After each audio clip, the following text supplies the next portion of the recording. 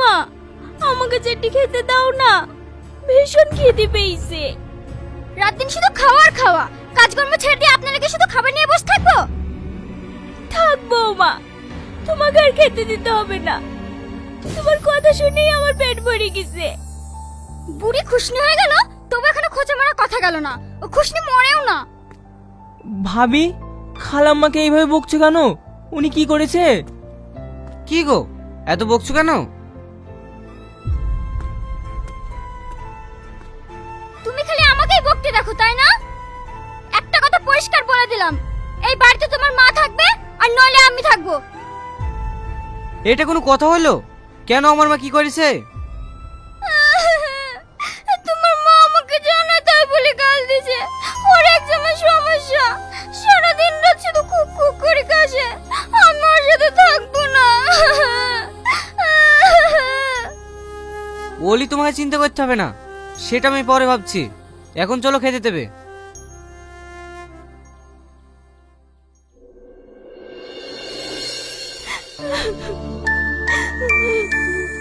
আপনি কাঁদবেন না খালাম্মা, এই পৃথিবীতে যার কেউ নেই সেও তো বেঁচে আছে। আপনি না হয় সেভাবেই থাকবেন। এইসব নিয়ে আমি ভাবছি না রে বাপ। না জানি আমার ছেলেটার কোনো ক্ষতি না হয়। সোহেল, এই বাড়ি থেকে আমাকে দূরে কোথায় নিয়ে যেতে পারবি? চল না বাপ, এখানে আমার দম বন্ধ হয়ে আসছে। এখানে আমি এমনি মারা যাব। আমি তোমাকে তাই নিয়ে যাব খালাম্মা। এই নরকে তোমাকে আমি আর থাকতে দেব না।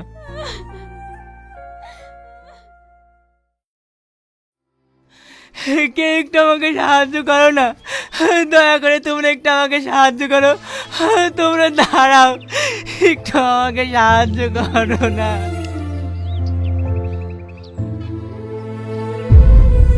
এই সালমা, ওই দেখ একজন অ্যাক্সিডেন্ট করেছে, চল দেখি। চল চল, তাড়াতাড়ি চল। ইস, এনাকে তো ব্যান্ডেজ করতে হবে। তাড়াতাড়ি চলুন আমার সাথে। চাচিমা, আপনার বাড়ি কোথায়? কোথায় যাচ্ছিলেন বলুন, আমি আপনাকে রেখে আসছি। আমার কোনো বাড়ি ঘর নেই রে মা, আমি এক হতভাগী। সে অনেক কথা, অনেক কষ্টে আমি খালাম্মাকে ওখান থেকে নিয়ে এসেছি।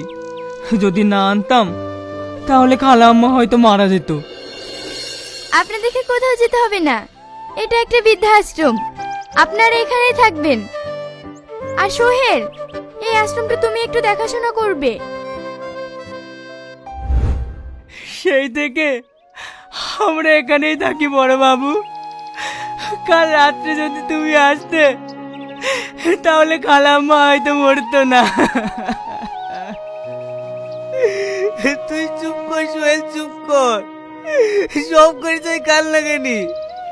ওই কাল লাগানি যদি না থাকতো তাহলে আমার মাছ মরতক না।